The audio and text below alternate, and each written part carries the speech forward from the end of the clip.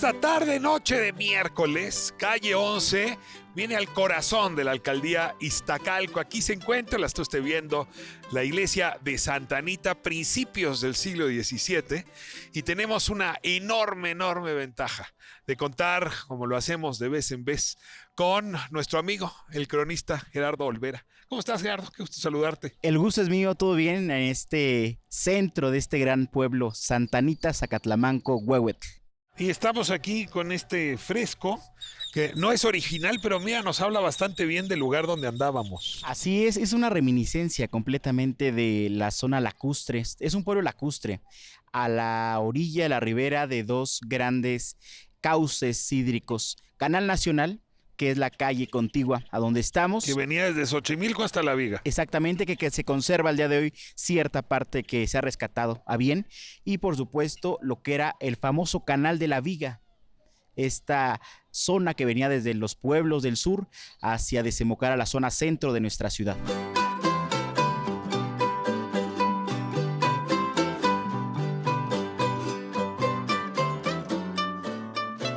Corren los rumores de que esta era una zona de ancianos. Lo podemos ver desde la toponimia del lugar. Zacatlamanco, Huehuetl.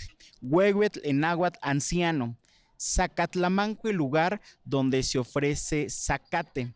El zacate justamente que estaba siendo un pueblo a la orilla de dos grandes relaciones hídricas. Se da el zacate y se ofrendaba a los ancianos. Es justamente del porqué en esta segunda etapa de la historia de este pueblo, al momento de la urbanización, de la colonización, de la evangelización, le ponen el patronazgo de Santa Ana justamente en recuerdo de que aquí se ofrecía o se honraba a los ancianos. O sea, Santa Ana, que es la madre de la Virgen, se asume que es anciana, sí, venerable. Abuela de Jesús, junto con San Joaquín.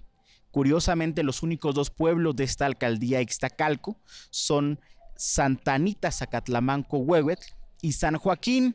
Pero dirían, pues está mintiendo, porque ¿dónde está San Joaquín? San Joaquín ya no existe, pero era el pueblo de Iztacalco, que por una leyenda que después platicaremos, pues justamente se le cambia el nombre a San Matías, pero eran los dos pueblos, San Joaquín y Santa Ana.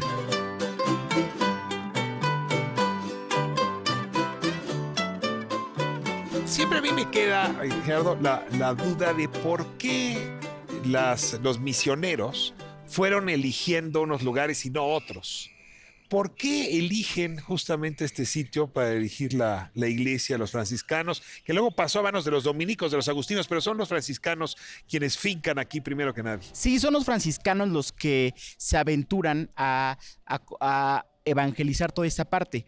Franciscanos que estaban en la iglesia de San Pablo, en la zona de la Merced, ahí contigua a Jesús María, contigua a las Cruces, y venían cada 15 días a evangelizar a este pueblo. Y es un fraile de nombre Francisco de Manjarres quien viene a esta zona y le maravilla Santa Anita, o le maravilla Zacatlamanco. La belleza que tenía, pues tal vez muy semejante, nos podemos dar una idea en imágenes de lo que son estas panorámicas. Zona lacustre, chinampera, donde había un verdor seguramente portentoso, donde el agua purísima pasaba por estos canales, y es justamente ahí donde se conminan a los franciscanos a fundar la iglesia de Santa Anita. Dame un poco pista del paisaje, porque pues, lo que queda en realidad para imaginarnos cómo era Xochimilco. Xochimilco es como el último reducto. Uno pensaría que era una zona especialísima y en realidad, pues prácticamente desde Xochimilco hasta La Viga se parecía enormemente. ¿Cómo ocurre, digamos, que Xochimilco se roba ese paisaje que nos hace pensar no en Iztacalco, sino en esa otra alcaldía? Es muy difícil tal vez a la inventiva, a la panorámica, el vislumbrar tal vez puro cemento, pura construcción, lo que era el pueblo, pero si hacemos una reminiscencia en esta alusión a un pasado, pudiéramos decir que era un pueblo que en vez de calles había cauces de agua, que en vez de cuadras había chinampas, donde había pequeños caseríos de zacate y de caña, las cañas y el zacate en la parte de arriba haciendo las veces de techo, una calzada, La Viga, donde había una garita. La garita era un sitio de cobro para toda la gente que venía del sur, y justamente del por qué la viga, porque había una enorme viga para no dejar pasar a la gente hasta que pagaran su peaje, se alzaba la viga y podían pasar. Ahora, ¿eso es en la época anterior a la llegada de los españoles o es ya con la llegada de la colonia que se establece esta garita? Existía una zona de tributos, pero el tema de la garita con la viga es virreinal. Y eso fue muy aprovechado por la gente de Santa Anita, porque iba a esa calzada La Viga a vender sus productos, lo que producían en sus chinampas, la verdura, las frutas, las legumbres, las iban a vender, y era un pueblo comercial. Era el paso también de la gente del sur que venía a llevar sus flores, a vender al centro. Eso lo podemos ver y constatar con la cercanía que tenemos con el mercado de Jamaica. Ese es el antecedente, esa gente que ya para no ir y venir se asentó en un lugar con el cual lo conocemos al día de hoy como el mercado de Jamaica. Iztacalco, ¿zona de productores o zona de comerciantes? Es muy interesante la pregunta, de ambos, pero yo creo que había dos diferentes oficios: quien producía, quien cultivaba y quien llevaba a vender.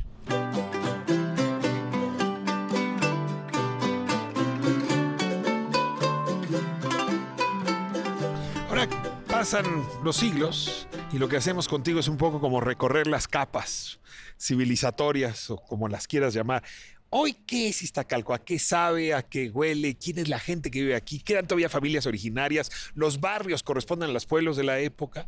Es muy curioso el sitio de Iztacalco, porque es el pueblo con la alcaldía con menos pueblos originarios, solo tiene dos. Y el segundo pueblo, que es San Matías Ixtacalco, conserva su distribución geográfica, cultural, social, de la conformación de 7 barrios internos al pueblo. Es algo muy interesante que sigue conservando Ixtacalco.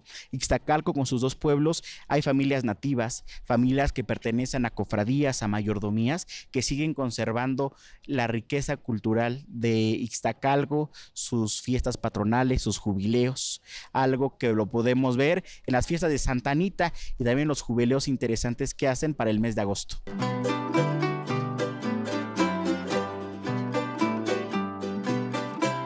Gerardo, tú me hablas de esta zona en efecto encementada, pero si cierro los ojos, y lo puede apreciar el público si escucha el ruido ambiente, pues más allá de los aviones que mira que pasan por aquí encima, las aves están todo el tiempo recordándonos cómo es el lugar.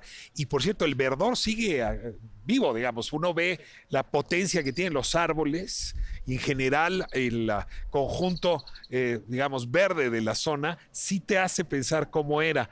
Yo te pregunto si las familias ocurre lo mismo, si más allá del cemento te encuentras con familias originarias. Por supuesto que las hay, y también, por ejemplo, gentilicios entre zonas de los pueblos, los que se dedicaban a algo o los que tenían el nombre de un animal o de un ave, que justamente daban como la iconografía del lugar donde residían, y eso todavía son muy ubicables.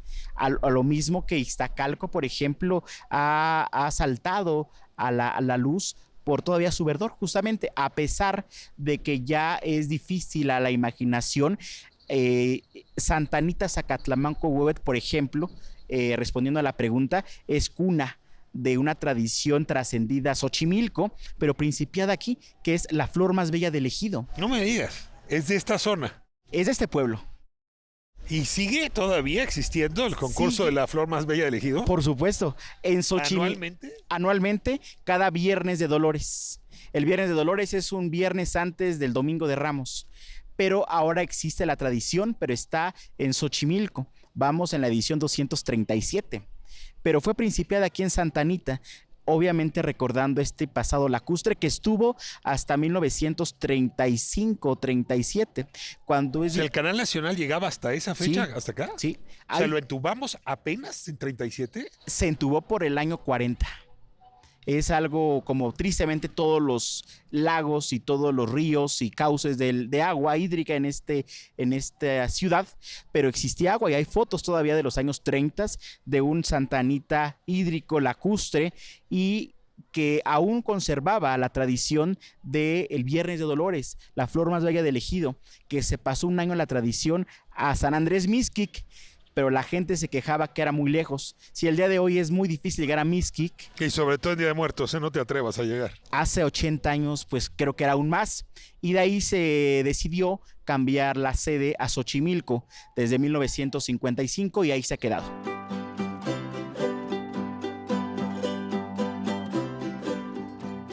Bueno, me queda la última pregunta que haremos hoy. Luego nos vamos a San Matías la próxima semana, entonces guardamos algunas preguntas para la próxima semana. Pero te pregunto, ¿cómo le ha hecho Iztacalco para no ser tragada por los gigantes de Iztapalapa, Venustiano Carranza, que están aquí pegadas, pues, como alcaldías? Estamos a un ladito, pero yo considero que el tejido social, creo que la colectividad de sus vecinos, el poder conservar sus tradiciones, sus mayordomías, sus cofradías, creo que eso hace que aunque la urbanística visual no nos ayude, sigamos siendo un pueblo a partir de las tradiciones y costumbres que seguimos conservando. Oye, Gerardo Isierro, te acaban de entregar un premio en el Congreso local. Presúmele a la audiencia antes de que nos vayamos, por favor. Sí, pues el Congreso local de la Ciudad de México, el que reside en Donceles, me ha otorgado la medalla al mérito juvenil en tema de defensa y fortalecimiento de pueblos y barrios originarios de la Ciudad de México. Pues lo que estamos haciendo, el rescate, defensa al pasado, al presente y también la resistencia a defendernos tosudamente de nuestra permanencia en esta ciudad. Pues no cabe duda que una de las armas más poderosas para resistir es la crónica. Y mira que estás bien dotado para la crónica. Por eso te aprovechamos, Gerardo. Muchísimas gracias. Gracias a ustedes. Te despido y nos encontramos la próxima semana. Nos vemos Ahí la en próxima San semana. Matías. Claro que sí. Por lo pronto regresamos a estudio. Esto es Calle 11.